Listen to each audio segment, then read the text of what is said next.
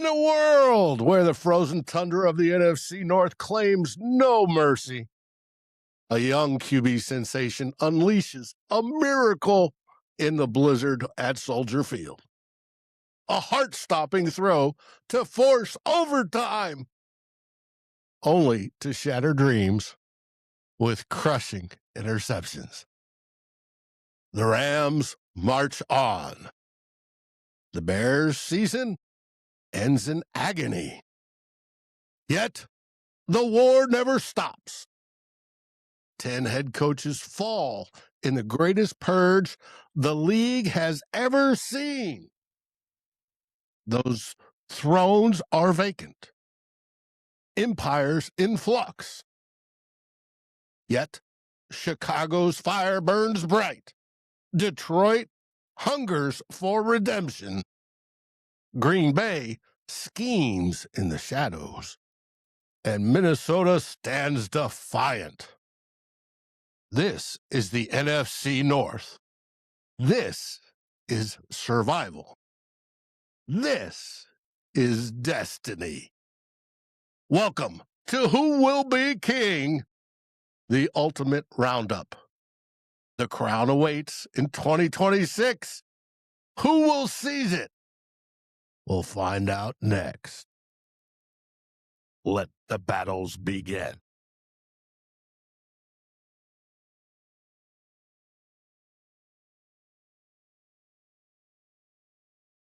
And here we are today. I'm joined by my fellow NFC North comrades. 2 other teams. The third one, they're too scared to even think about joining us, so they don't. Foster, representing Bleachers to Speakers and the Detroit Lions. How are things in Detroit? Cold and snowy. It is wintertime. Yes, it is. For the time being.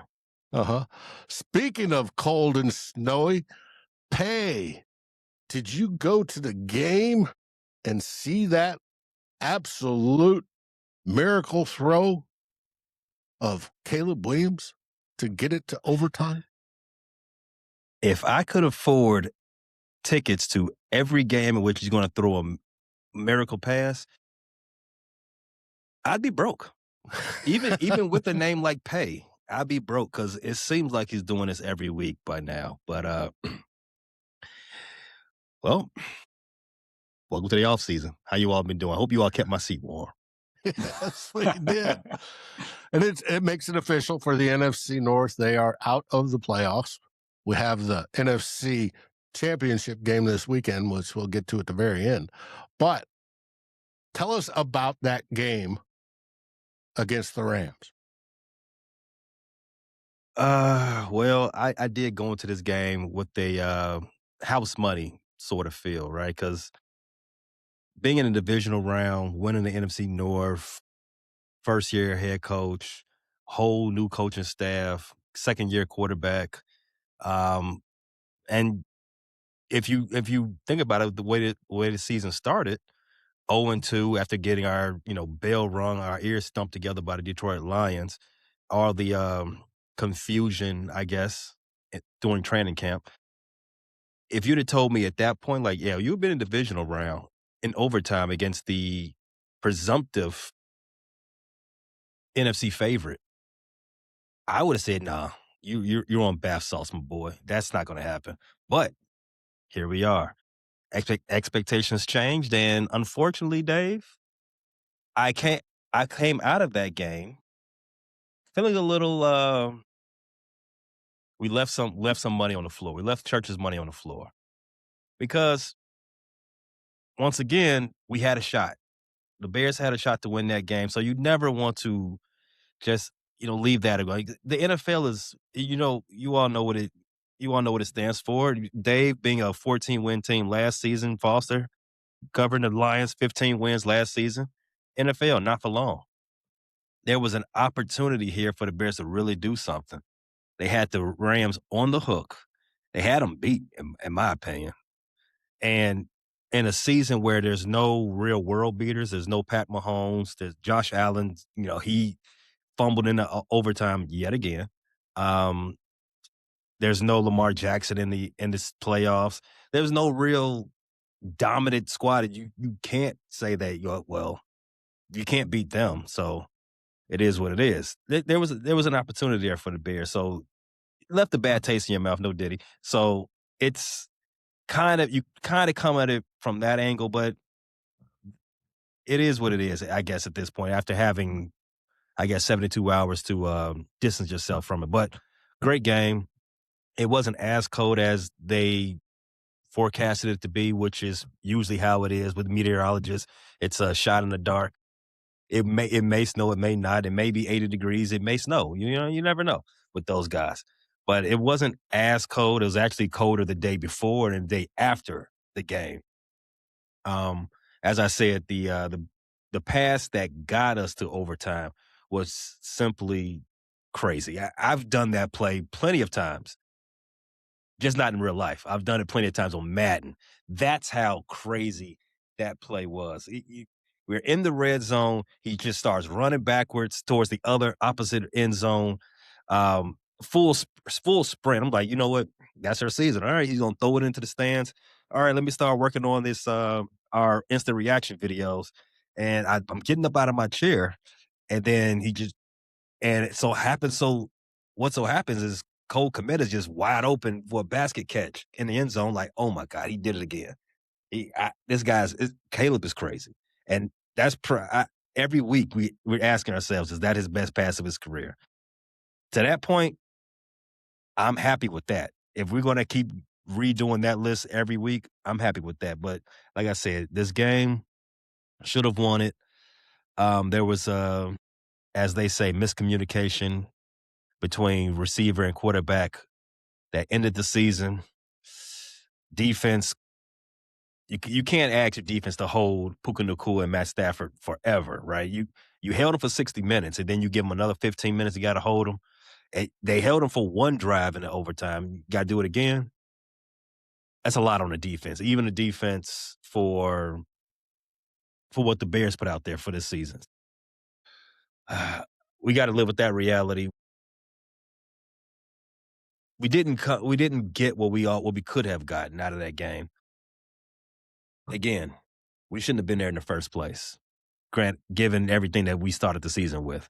So from that perspective, I would look at it glass half full versus glass half empty.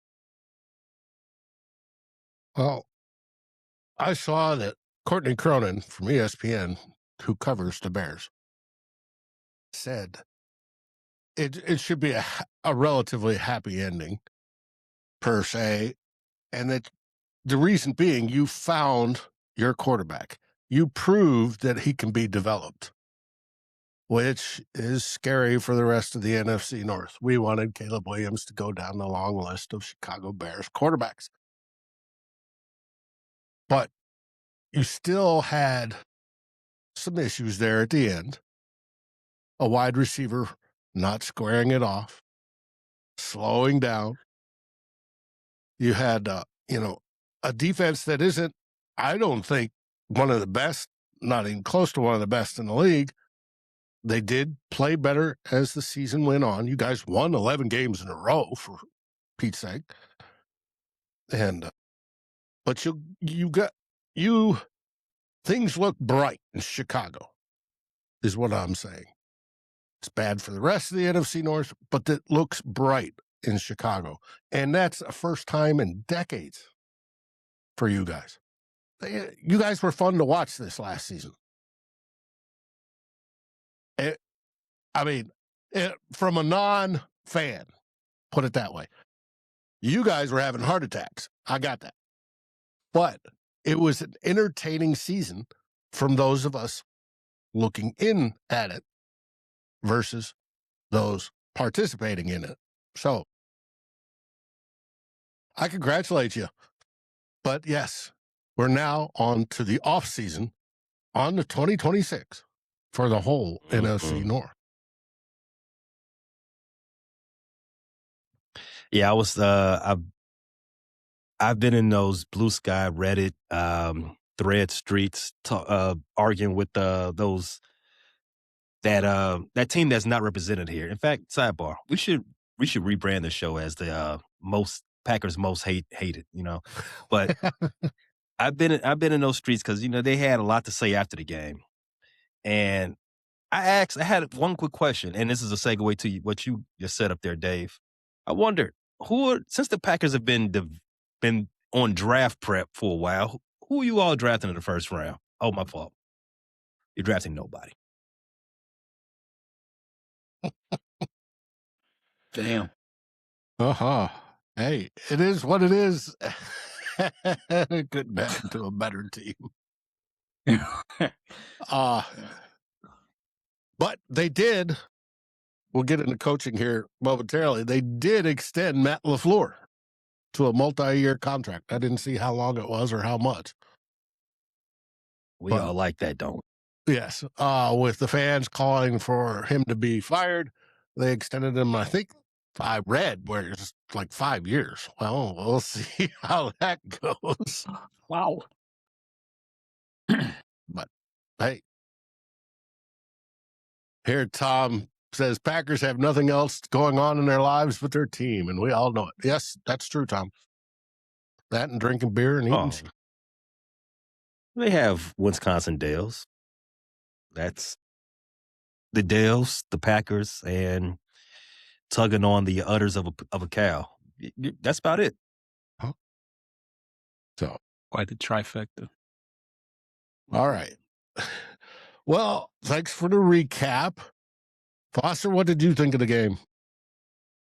Oh, it was a good game. I think that it was a weather affected, low scoring game, which kind of played into the hands of the Bears. I think that the Rams just showed the versatility and balance to kind of, combat the fact that, it was going to be difficult to get things going through the air. Kyron Williams had a pretty good game, and ultimately the inaccuracies of Caleb kind of hurt them. He did have 3 interceptions. I think that throw could have been one of those career defining. I mean, it's still going to be a throw that we'll remember, but obviously it would have been more memorable had they been able to, complete the win. But he's definitely got some things to clean up in order to, continue to ascend to get better. Because I think that those Hail Mary throws are it's not sustainable to be able to continue in that fashion. But all in all, a successful year for them. I don't think that in anybody's predictions, we have them being a first place team and making it as far as they did. So nothing to nothing to be ashamed of for sure. But good game, and we'll see what how far the Rams can take this if they can knock off the next opponent, which we'll talk about, I'm sure. We will. Now, did you think Ben Johnson was going to go for 2 after the throw to Kmet for the score? I think that would have. It didn't cross my mind, but at the same time, it wouldn't have surprised me. I think he said, "Hey, we got away with that one." I mean, that thing ended up being was it a 13-yard pass? All when it was all 54 yards in the air, 13 yards. Yeah. Yeah, how far did he have to run back? It was 30-something. Yeah. Mm-hmm. So he said, all right, well, just threw off his back foot. It was unbelievable. Yeah, his playmaking ability is nothing. Mahomesian. Yeah, I would say, and that's always been the comparison. So, but that was pretty. So I think that after that, he said, you don't want to test your luck too much. I mean, did anybody see a push off by Cole Kmet there? No, he had been separated for a while. It's not the type of push off there where you have the extension and the where you're actually using your leverage to get away from the defender. They were bonded. Yeah, they were Yeah. engaged. They were doing some hand fighting. And then they They go separate. and, hey, the ball's right here. Hey, did you expect to go for 2 for the win? You know, it could have went either way. But I agree with the coach there. He said our goal-to-goal situation so far in that game has been ass. We had been failing in being able to convert on short yardage downs all game. So in that respect, I agree with the decision. Did I expect them to do it? Like I said, it could have went either way for me. Just based on how Ben likes to coach, we went for it on 4th down 12 times in the playoffs. But you know the old adage: you go for the win on the road. At home, you can kick the extra point. So I did not disagree with the decision, and like I said, whatever if he had decided to go for it too, I probably wouldn't disagree with that either. Did you disagree with the going for it on 4th down at least 3 times in field goal range? And not getting it? The first time, yes, because we were so close. I would have preferred you to take those points there because one, you are playing the Rams, and they have one of the most elite offenses in NFL history. Passing leader, catch leader, reception touchdown leader. So you probably want to put something on the board so you can, give your defense I guess the edge and put the pressure back on them to come down there and score. After he kept doing it, not so much because again, this is Ben Johnson. We hired him for a specific reason, and this is who you got. So I'm rolling with the coach that we got. That's last year where we just like, hey, this is what we signed up for, Yeah, hey, you live by it. I'm happy when they work. I can't be mad when they don't. Hey, you guys had a good season. And like I said, I think things look bright in Chicago to the detriment of the rest of the NFC North. But it just makes the NFC North tougher, which is a good if thing. they can find a way to beat us, because they did not. Well, they got to beat All right. the Vikings too. Okay. 3 out of the last 4. That's facts. Okay, all right. If you live by the gun, die by the gun. 3 out of the last 4, the Bears have lost to the Lions. I've said the exact same thing to the Packers fans routinely the last 10 days. So, all right, I will give you that. Thank you. I didn't want to put up a fight. I was hoping you didn't put up a fight on that. Hey, what is it for the Vikings? It's 3 out of 4 at least, if not 4. Over 4. It's 3 out of the last 4. Did the Vikings have won? Yeah. Damn. How did this happen? How did we get here? I know, Foster. The whole division inverted, which was weird. And for you and me, it's probably because of injuries, but we'll see. Speaking of which, it's time to get a break. Stretch your calves out, fix that arm, fix that shoulder. And we're going to take a quick break, and we'll be right back right after these messages.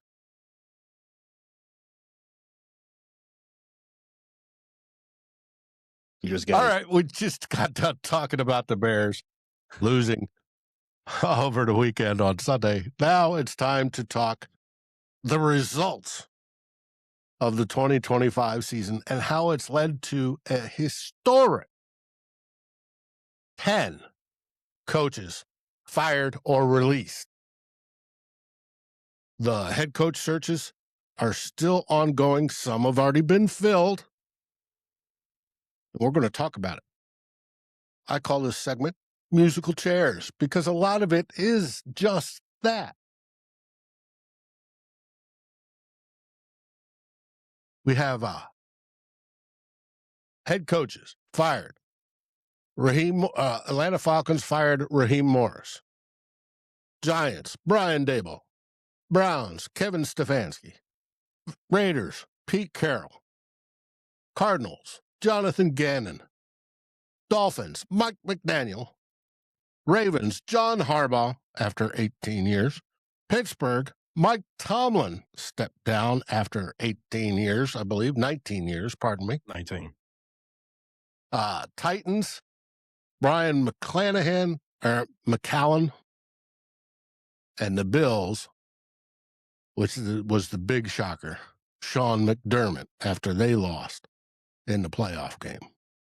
So far, hirings confirmed. Kevin Stefanski to Atlanta. John Harbaugh signs with the Giants. Dolphins hired Jeff Hafley, defensive coordinator of the Packers. And the Titans are expected to hire Robert Saleh, from what I'm gathering. Have you heard any other news on any of the other hires, whether it be the Raiders, the Bills, Pittsburgh? So Pittsburgh, there's some rumblings going around that they might actually be hiring Mike McCarthy to fill their head coaching vacancy in an attempt to, again, try to, attempt to bring Aaron Rodgers back, convince him to come back, and I guess go for it again, like in a last dance type effort, as if they're in a championship window. I disagree, but we can have difference of opinion there. And there's another one, the Robert Saleh thing that you mentioned. Uh-huh. Is that final yet? Because No, I don't think so. It's not? because I think Is it? because that's really Oh. musical chairs, like you said, because you have Robert Saleh attached to that job. Also, Matt Nagy, former Bears head coach and offensive coordinator, two-time offensive coordinator of the Kansas City Chiefs, was rumored for that job as well. And so, which is also, again, in the musical chairs thing, Eric Bieniemy was supposed to be taking over as the Bears running back coach. He's supposed to be taking over as offensive coordinator of the Kansas City Chiefs. So I don't know. It's a lot of moving pieces there. It is. There's a lot of coaches moving around, which is weird. But okay, and I haven't heard of any up and coming college coach this go around. Well, there's Signetti I know he's been rumored. I've known some teams were interested in waiting until after the championship game in order to talk to him. But he's never intimated that he was interested in going anywhere in a professional game. But they always say that. So all you gotta do is drop a Scrooge McDuck drop a bag of gold coins, and we see what happens.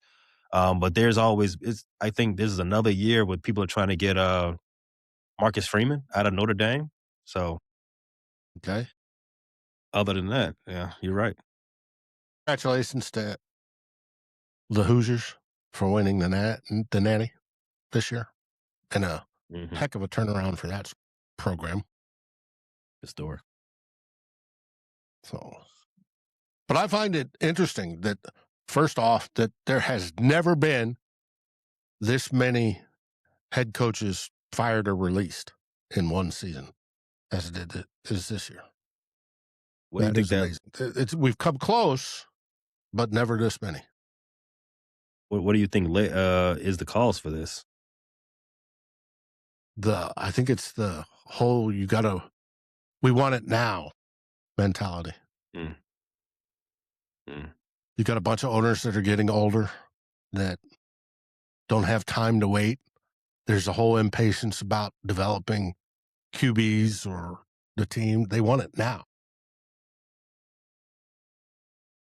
I can see that. I think some of the young coaches who've come in and had immediate success, Ben Johnson being for one, Liam Cohen over there in Jacksonville, it kind of puts the pressure on guys like Sean McDermott and some of the other guys. The two AFC North vacancies, not talking about Cleveland because they're their own musical chairs.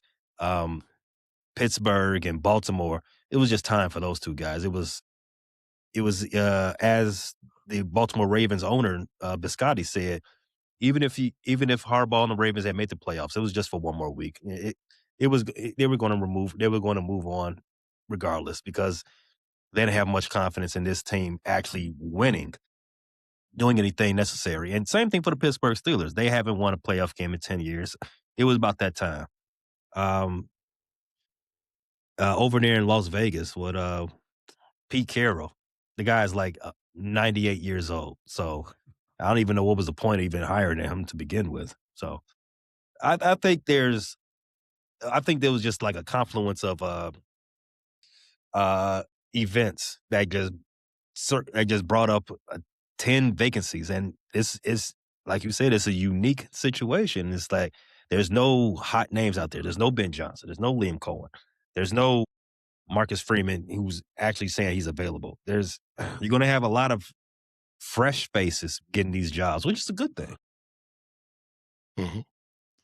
I find it extremely interesting to watch. Now, with some of these coaches playing musical chairs, it's opening up slots, not only in the previous squad, but we're going to be finding out that OCs and DCs and O-line coaches and everybody else are going to be needed and move around here in the next few weeks, which I find absolutely fascinating, how these teams will construct themselves and how they will go about finding an identity for 2026. It is including Foster. You guys hired a brand new offensive coordinator. Yes, we did. Tell us about him. And it wasn't the guy I didn't want you to get. Right. Yeah. His name is Drew Petzing. He definitely wasn't the sexy pick that everybody was looking for. We were all we had our eyes on Mike McDaniel, who I think reports came out that wasn't a good fit. Essentially, is what they said. But Drew Petzing is actually came out of the. He was up under Kevin Stefanski for some time, while he was in Cleveland. I think he was a QB coach and a tight end coach in Cleveland. And most recently, he was an offensive coordinator for the Arizona Cardinals. Also a very close friend of Ben Johnson. I think he actually stood in his wedding. So that was some interesting news, but he definitely accomplished some things in Arizona. He was a big part of the development of Trey McBride, who had an all-pro season, and also Michael Wilson, who kind of came out of nowhere. And this was with James Conner missing a ton of games. Kyler Murray missed a bunch of games. So it was a pretty undermanned group.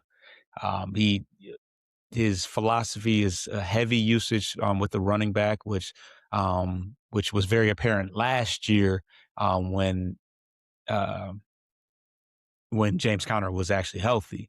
But also heavy emphasis on the tight end position, which kind of speaks to how good of a year that McBride had. So that should bode well for a lot of the talent that we have. Obviously having two very good running backs, and Sam Laporta, if he can get back healthy and back on the field. So I think that. Is there questions about that for Laporta? I've seen. I don't know. I don't know how if it's as serious as some people are making it out to be. Obviously, it was a pretty long-term season-ending injury, but I don't think there's any firm, idea that. What was the injury again? That's a good question. ACL or something? This is news to me because I had already started doing my fantasy prep, and I had him high after that offensive coordinator hire. Yeah, right. Yeah, no. It was back herniated disc in his back. Herniated disc. That can linger. It can, or it can heal up in 6 weeks if he stays off of it and doesn't do anything stupid and lift something that he's not supposed to. Yeah, I mean, it says as of right now, his timeline is to be ready for training camp. So, still might be. He should be worth picking in your fantasy league, but but yeah, so Yeah, go ahead and I'll leave it for you. but yeah, so Dan Campbell definitely, swung and missed on the first attempt at OC hire. So with some people are saying that it's another testament to Brad Holmes wanting to be the smartest man in the room. So I don't think he can afford to mess it up the second time. We certainly don't want a situation once again where he's calling the plays in the second half of the season. So let's hope that he gets it right. But as far as his philosophy matching with, with the hire, I think it does. So we'll see. Oh, let's hope he has Napoleon complex because he's a diminutive man. Yeah, I wasn't going to talk about it yet, but we did some extensive research there, and yeah, he's smaller than Kyler Murray, which who can really say that? How long was he the OC in Arizona? 2 seasons? 2 seasons. So all of Marvin Harrison Jr.'s career. Underwhelming Yeah. career. Huh. I'll file that away for later. How he works with wide receivers. His offense may just be funneled to the tight end. We shall see. Well, I did talk about the Michael Wilson. I mean, I don't think he was high on everybody's radar going into the season, but that may be something to speak on as far as Marvin Harrison is concerned, because there were successful tight ends, and mind you, Jacoby Brissett was the main quarterback this year. It wasn't their starting quarterback. So Indeed. Well, he was the starting quarterback after Arizona said, we're done with Kyler. So, Brissett, your show.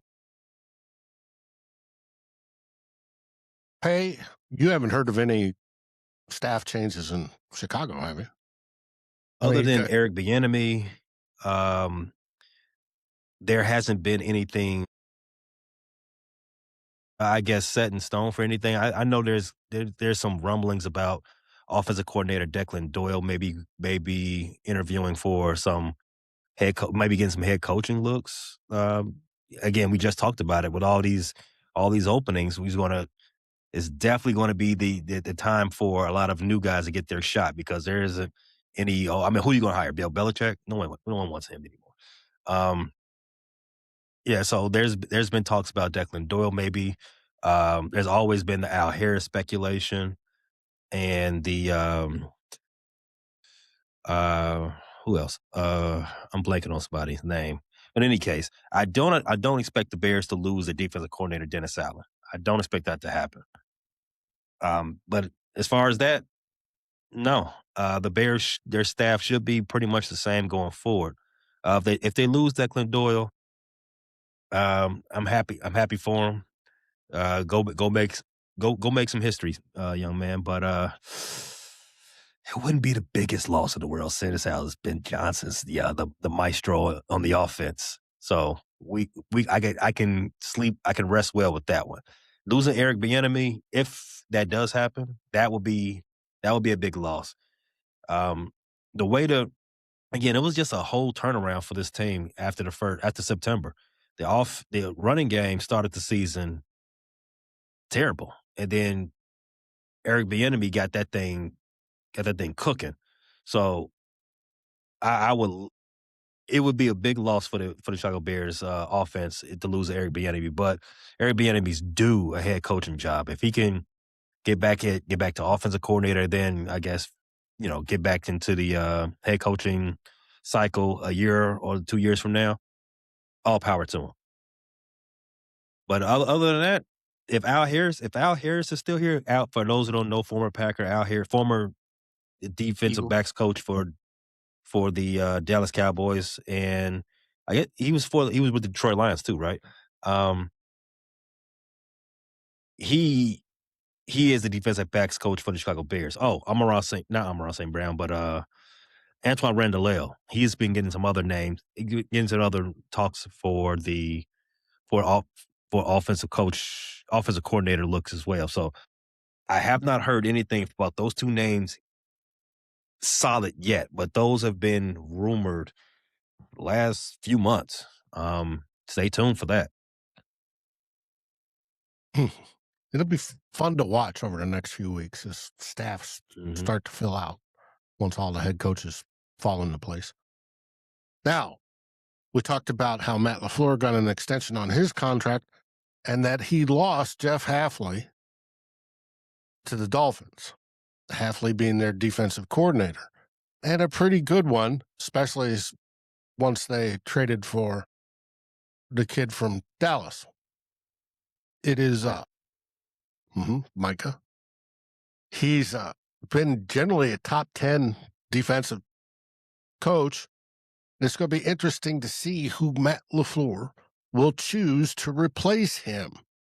There's some internal candidates, DeMarcus Covington, their D-line and run game coordinator, D-line coach and run game coordinator, Derek Ansley, their pass game defensive back guy.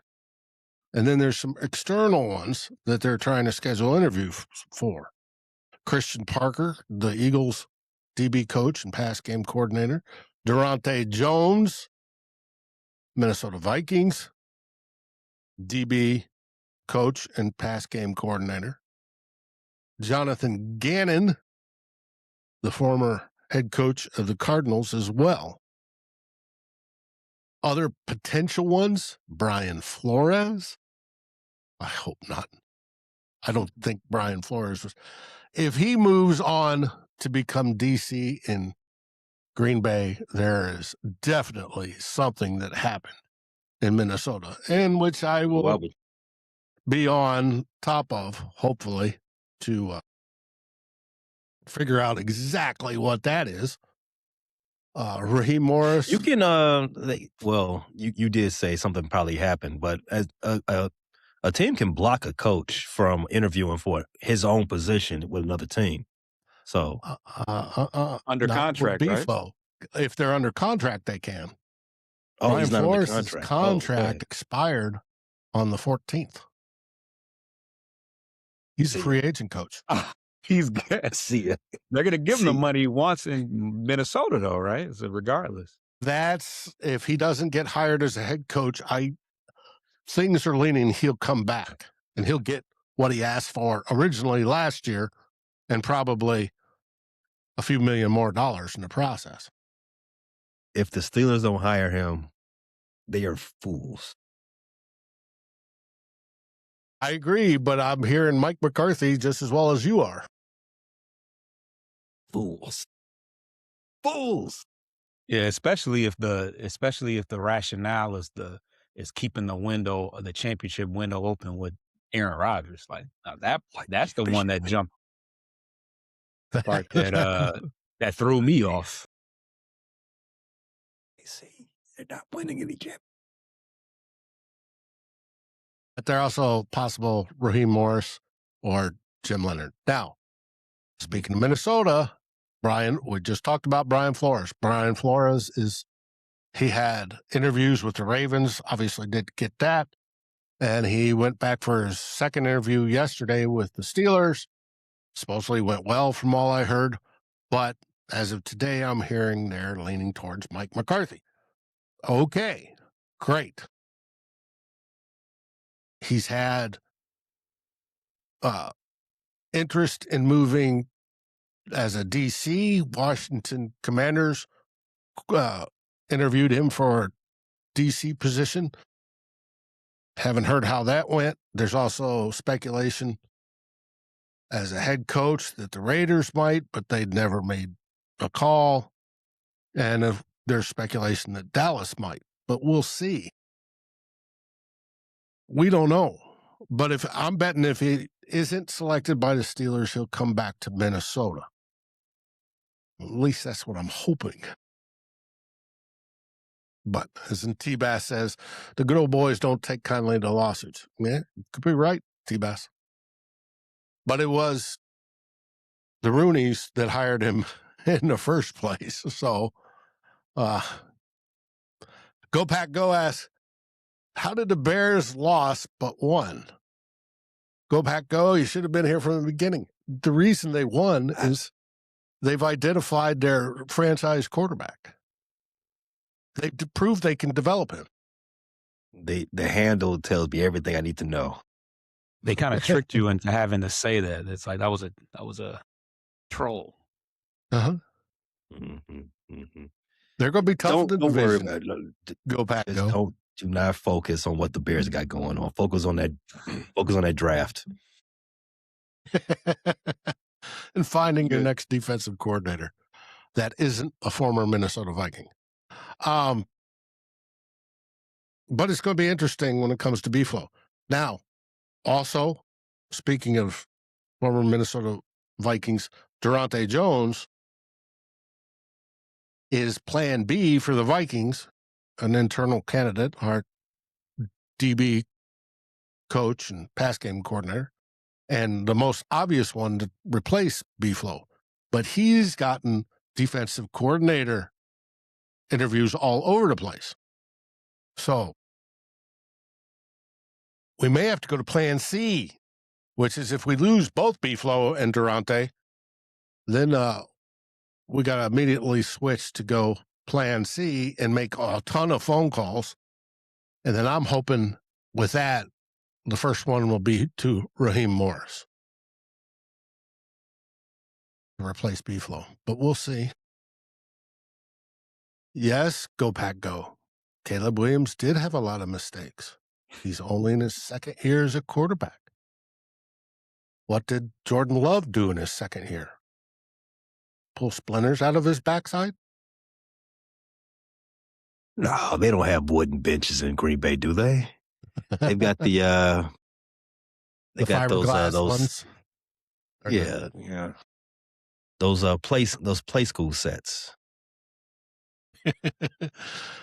Go Pack Go says the Bears are about to lose a lot of players. We'll get into that probably next week as we look at free agency and stuff like that. We start that process.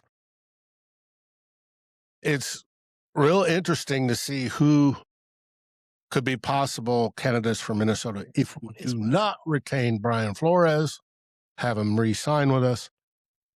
Like I said, my number one choice is Raheem Morris, but there's Jonathan Gannon, Jim Leonard, Christian Parker, and such. Now, also with Minnesota, we released yeah, Go Pack Go. Jordan Love was developing. Caleb Williams did it on the field and made the playoffs. So, one of the things we did is we didn't renew the contract of Chris Cooper. I think I mentioned it last week, our O-line coach. We have not started the search that I've heard of for his replacement. However, there is a prime target, and that is the former O-line coach for the Falcons, because Kevin Stefanski has already said he's bringing in Callahan, I believe, or trying for that, one of the godfathers of O-line coaching. So he'll replace Ledford. Callahan will, and Ledford will be available, and I hope we pursue him. Falcons' our offensive lines, once he took over, finished 4th in 2023, 14th in 2025, top 15 in 4 of the last 5 seasons, despite injuries. I would be highly encouraged if we did, but we'll find out. Seems Minnesota's on their own time for some reason, whether it be the 50 below wind chill factors or having trouble getting around town.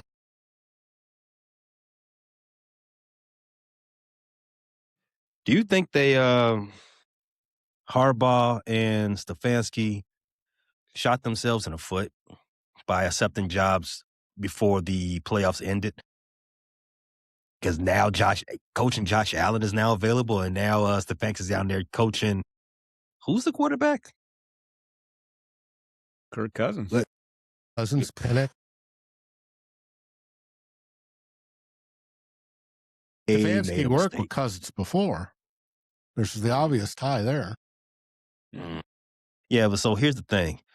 Yeah, You don't want Cousins to be your quarterback. I agree.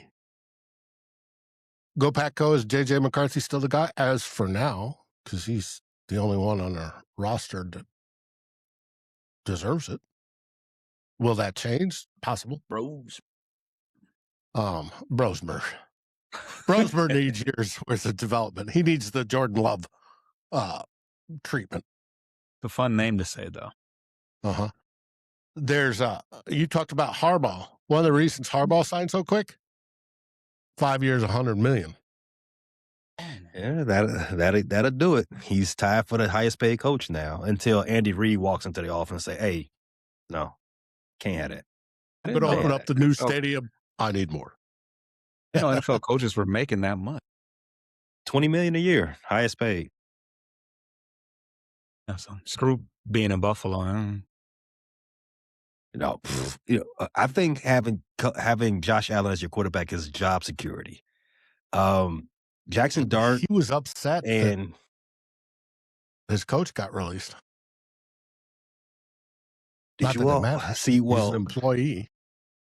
I think it was what was it? A week or two ago, we talked, Dave, when we was doing the show. I said I'm not going to be shocked when Sean McDermott gets fired, because when they don't, it's Super Bowl or bust for them. But did you see his exit interview with the press conference? Rather, he said, "Well, simply put, we didn't have enough talent on the roster," and he was fired immediately after that. Owner, GM, they said, "Oh, you gonna throw this on us? All right, interview over. You in my office."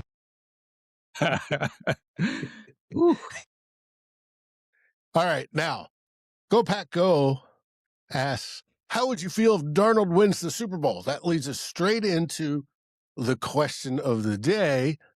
Who have you got for the NFC Championship game?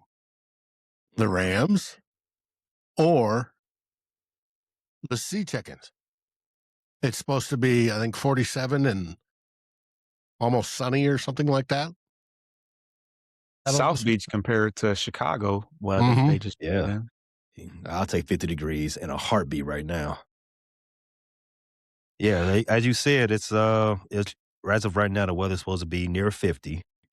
The Seattle Seahawks, the number 1 seed in the NFC, is a 2.5-point fave with the 12th man. I think they split this season. Mm-hmm. I believe so. I know the one Thursday night game or whatever the night game they had was amazing. Mm-hmm. Yeah. At this point, I have no reason to believe that Seattle won't maul them. Just based on, they did split.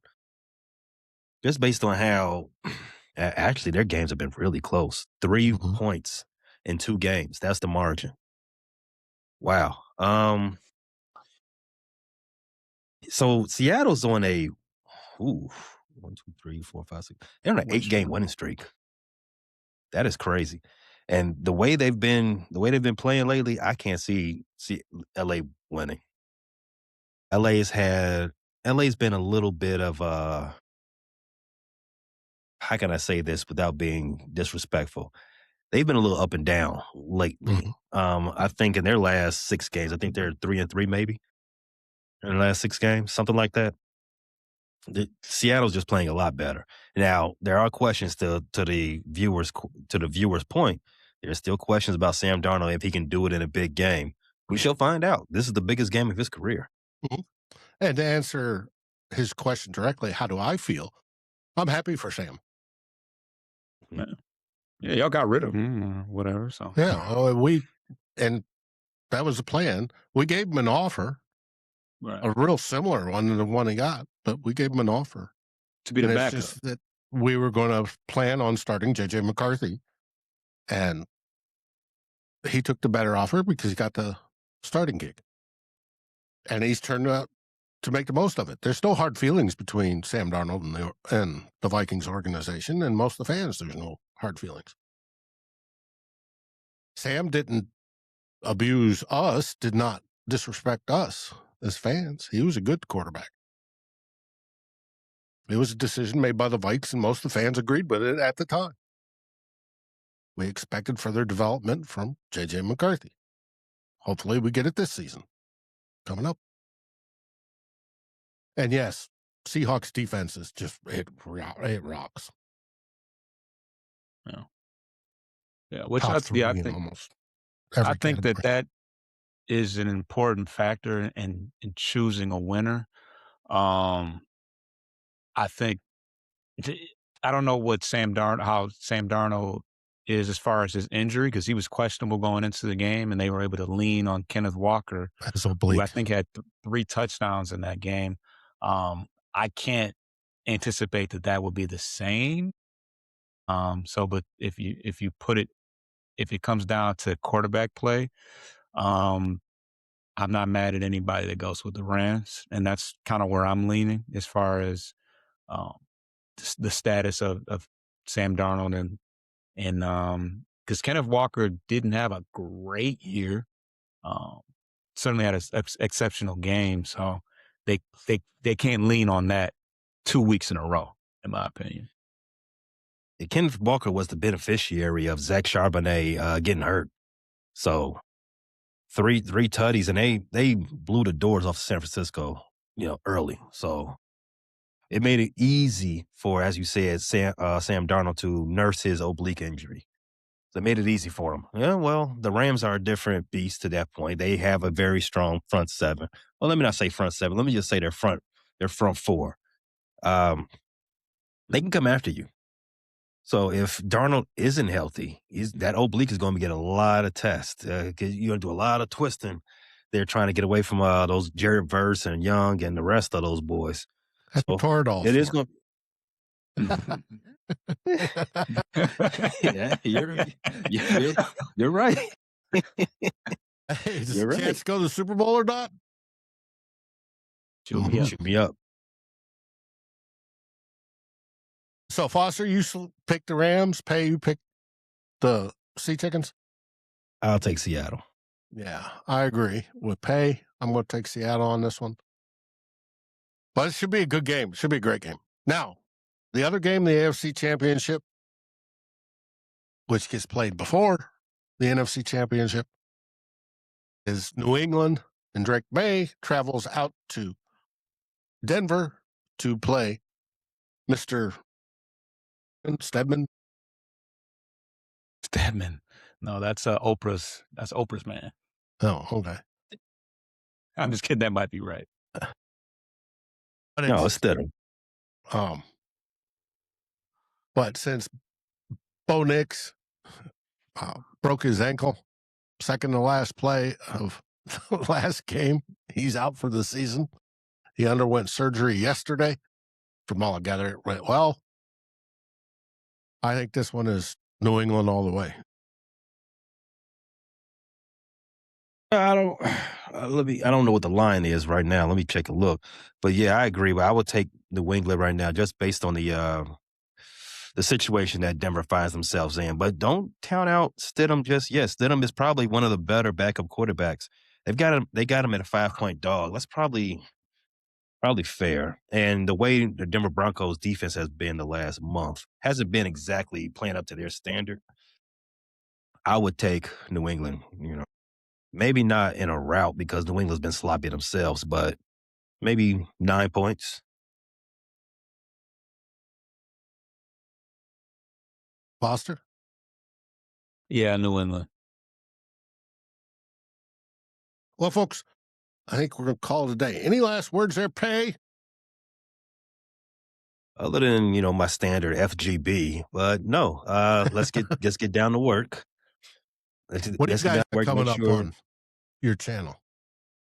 Well, we had at the Frustrated Chicago Sports Fan channel, we do have to do a one-off for the 2025 season, talk about the highs and the lows and where we go from there before we get into any draft type coverage or free agent talk. But that will be showing up on your feed sometime in the next few days for that type of episode. Other than that, we are ramping up basketball shows and again starting up that baseball talk. Pitches and catches report in less than 6 weeks.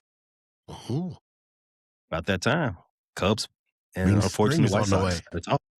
Yeah. I can dig it. Foster, you got any last words?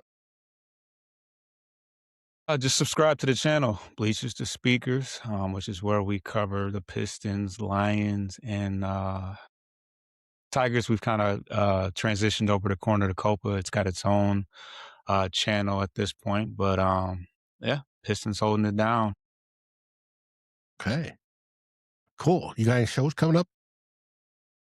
Oh, we still have not got around to doing our ranking of the last 5 draft picks, but that is likely to be the next episode as far as the Lions are concerned. And then of course we do a Central Division show every Monday. I think I'm hosting this week, so we'll figure that out. But yeah, Central Division show every Monday, and I'm definitely hosting this upcoming Wednesday on this show. Cool. Well, that's awesome. Now, for Vikings First and Skull, I am in the middle of an edit of the next Skull search where we're looking at linebackers, 3 linebackers. That should come out probably, hopefully, later tonight or tomorrow. And 2 Old Bloggers is moving to Sundays. We'll be at 11 o'clock this Sunday. And we'll probably stay at that time till after the Super Bowl when we move to 4 o'clock on Sundays. Now, Tyler's got a show on tomorrow night, Thursday night, the Real Forno show. And then he gets ready to head down to Mobile for the Panini Senior Bowl. He'll be there all week. Should be fun. So what do they say in Detroit? Fuck.